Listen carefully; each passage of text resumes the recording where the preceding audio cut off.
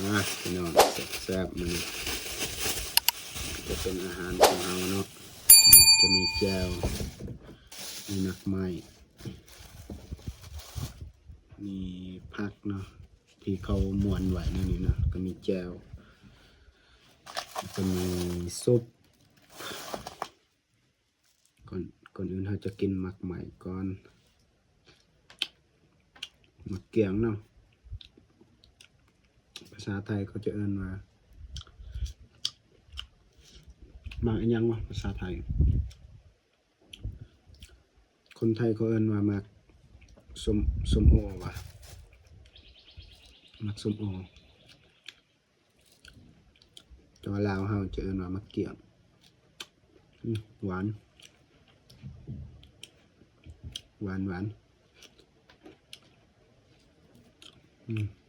แซ่บ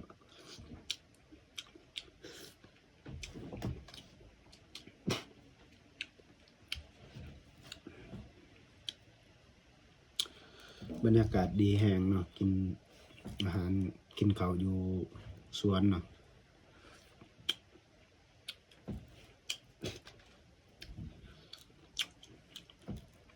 อยู่บ้านเฮายามนี่ก็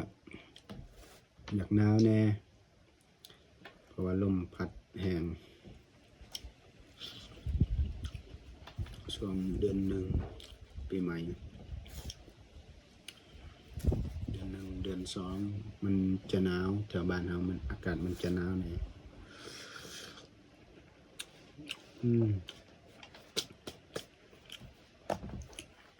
นี่มันแจ่วของเฮานะกินแจ่ว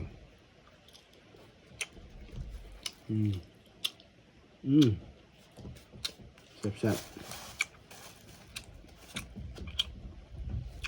นี่มันแบบวิถีชีวิตของบ้านเฮาเนาะคนที่เขาอยู่แบบในเมืองนั่งเขาก็จะแต่ว่าเบิ่งเฮาอาหารนี่ยังก็บ่อยากแซ่บปานใดแต่ว่าเฮารู้สึกแซ่บเนาะเพราะว่าเฮาอยู่บ้านนอกเราจะกินของธรรมศาสตร์แน่นอนกินโคกับข้าวเหนียวกินข้าวกับแจ่ว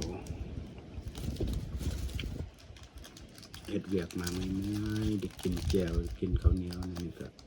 อิ่มใจแล้วพี่น้องนี่จะเป็นแจ่วเนาะเราจะราดใส่ทอกใส่นี่เนาะว่าทอกใส่เบิดเลยทอกเบิดก็ได้เนาะโอเค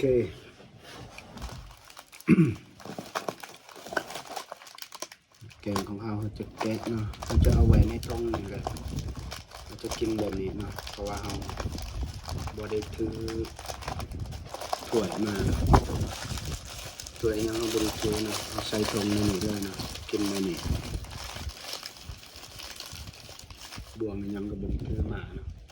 เบิ่งสิหาบ่วงที่ใส่ได้บ่วง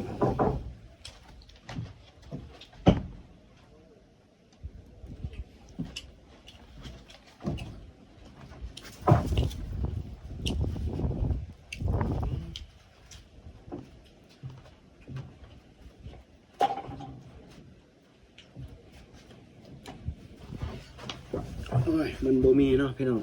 บ่เห็นบ่วงหาบ่วงบ่เห็น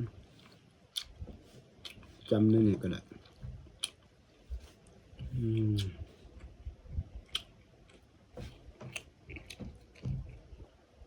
แซ่บๆพี่น้อง